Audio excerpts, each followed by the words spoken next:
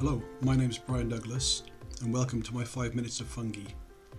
I'm going to give you a quick run through of my journey from looking at the fungi colonising grassroots to searching for some of the UK's most rarely recorded and potentially threatened species of fungi in the form of Kew's Lost and Found Fungi project. My adventure into the world of fungi began during my undergraduate degree at Aberystwyth University, where Gareth Griffith, who's a really inspiring fungal ecologist, taught at a number of my modules and later became my dissertation and PhD supervisor.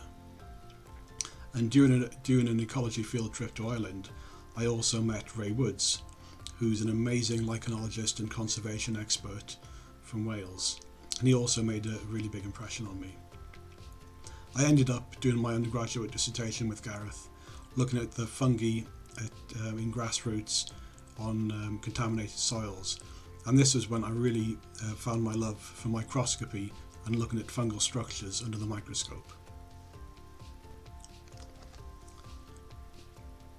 I carried my dissertation project further into a PhD, in which I tried to find out what the identities of these fungi living inside the grassroots actually were in terms of names and DNA barcodes, by sampling the grasses growing fungi out of the roots onto agar plates and then DNA sequencing the cultures to get a DNA barcode for identification purposes.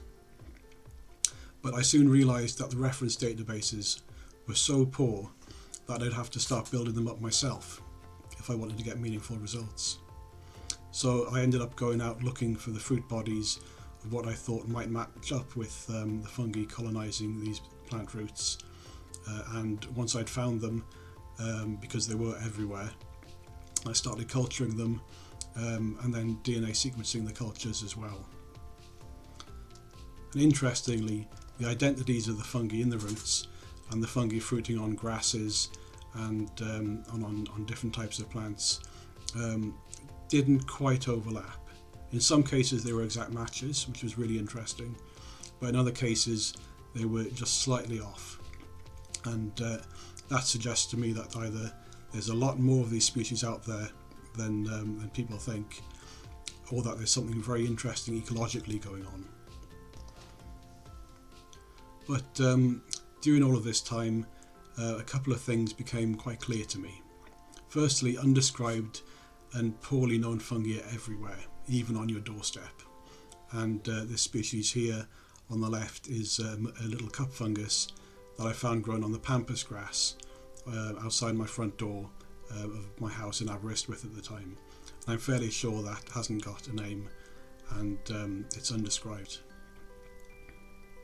Secondly, the names and classifications of a lot of groups of fungi need a lot of sorting out to make it so that we can use these names to refer to the same species, because in many cases they are in a big mess.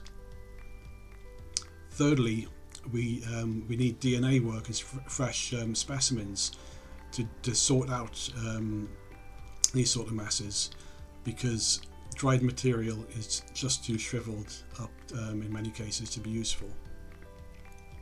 And of course the scale of this sort of work is enormous, and it's impossible unless we can get academics and field mycologists working together in efficient ways so that we can make progress. And the last thing that I realised as I was coming to the end of my PhD is that there's almost no funding for fungal taxonomy in the UK, and this is a major obstacle to us sorting out these sort of messes.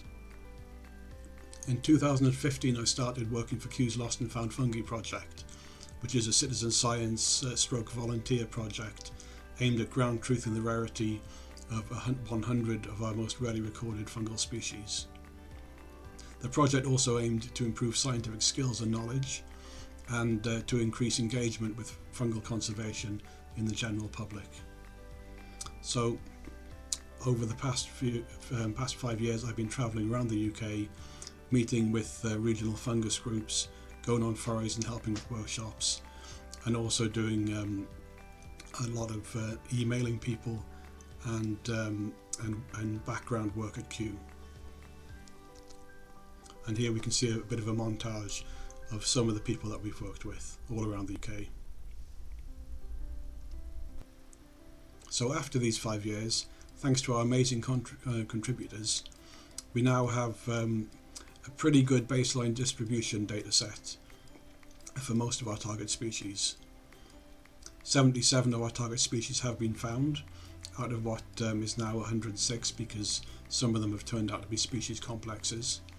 We've seen records come in from over 320 different people on 850 or more forays at more than 670 sites. So that's an enormous amount of ground that's been covered. We've also seen over 1,500 new records come in, which makes over a 50% increase within the 5 years of the project compared to the last 50 years. We've also helped to get some field mycologists in the UK started with doing their own DNA barcoding work. It's still early days, but we've already found some new species to the UK, some collections which we think are probably new species to science, and we've also been confirming the identification of quite a few difficult collections.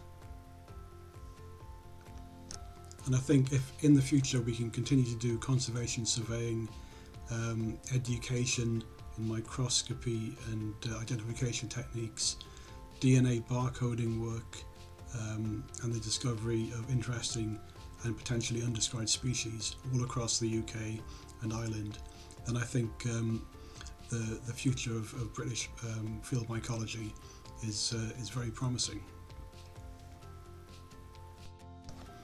And I think that just leaves me to say an enormous thank you to all of the volunteers and contributors to the Lost and Found Fungi project, our funder, the Esme Fairbairn Foundation, and all of our supporters.